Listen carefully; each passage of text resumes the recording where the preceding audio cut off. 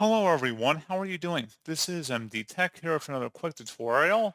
In today's tutorial, I'm going to show you guys how to turn on or off the emergency alert notifications on your Android smartphone device, so like your Google Pixel or your Samsung Galaxy phone.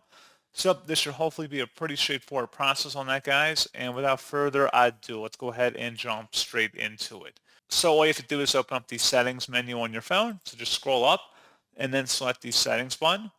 You want to go down and select notifications and then scroll down again underneath wireless emergency alerts. Go ahead and select that.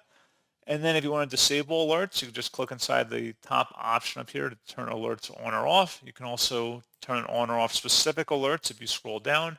So pretty straightforward process on that, guys, on how to do it. And as always, thank you for watching this brief tutorial. I do hope that I was able to help you out. And I do look forward to catching you all in the next tutorial. Goodbye.